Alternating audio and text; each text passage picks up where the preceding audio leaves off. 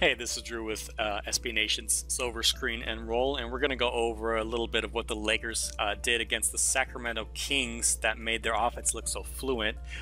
Basically, they used a horn set early and often once Pau Gasol had his mid-range going, and this is a set they used early in the season when they had both Nash and Pau Gasol together, which has been rare this season because of the injuries, but it was very effective.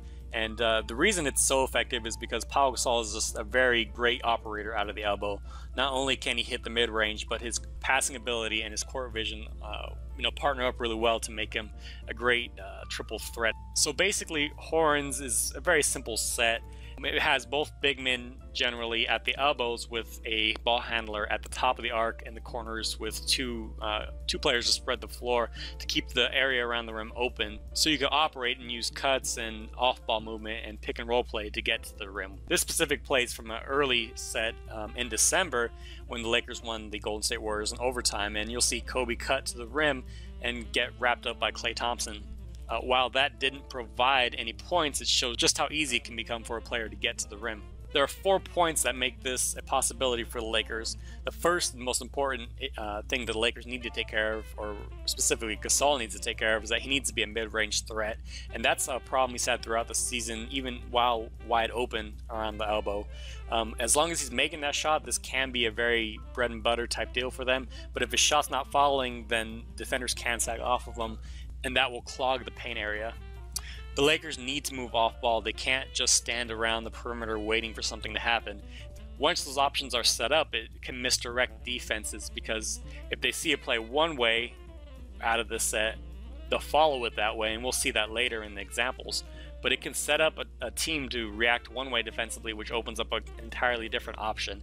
And the reason this is all available is, again, because of how great Pau Gasol is at operating from the elbow area. Now, Gasol's numbers have fallen a bit lower than his averages as far as field goal percentage.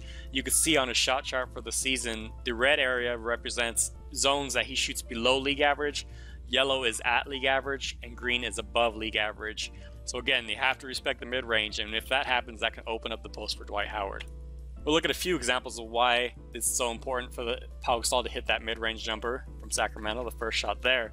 And the second time here, once again, this is early in the game, and this is where they need to establish Pau Gasol as a mid-range threat. Now, they'll run a simple pick and roll out of horns with Pau Gasol setting the screen for Kobe Bryant, the ball handler. Notice DeMarcus Cousins has his eye on Pau Gasol. Gasol pops out to the elbow, and because of Kobe Bryant's ability to get to the rim, he pulls both defenders in a trap. But because he passed out of it, this leaves DeMarcus Cousins as the only defender who can get out to Pau to stop a wide open shot. Now, if he does that, that leaves Dwight Howard alone at the rim. Cousins reacts and tries to challenge a shot from way far out, which is actually a very poor defensive play. But Pau Gasol immediately shifts from scoring mode to facilitating mode as he sees his teammate wide open, which turns into an easy dunk for Dwight. Here, Dwight will set a screen for Pau Gasol with the 4-5 pick and roll action. DeMarcus Cousins steps out to challenge Pau, but that leaves nobody in between Dwight Howard and the basket, better known as Dwight Smash. It's not all about pick and roll and Dwight Howard and Pau Gasol though. There needs to be off-ball movement, as I noted, which can lead to misdirection of the defense. Here, Kobe's going to come off of a little hip check from Steve Blake, curl into the paint, and get an easy dunk. Now watch as they run the same exact set. Notice Steve Blake's man is going to stay with Kobe Bryant through this motion. When that happens, both Kobe and Blake shift, creating an easy 3 for Blake in the corner. Once again, with the ball handler creating space off the pick and roll, it forces DeMarcus Cousins to shift over, and in turn creates an easy look for Dwight at the rim. Now this sequence here looks like it'd be an easy point guard, power forward, center pick and roll sequence, but the defense reacts to Dwight Howard rolling to the rim, which leaves Jody Meeks alone in the corner.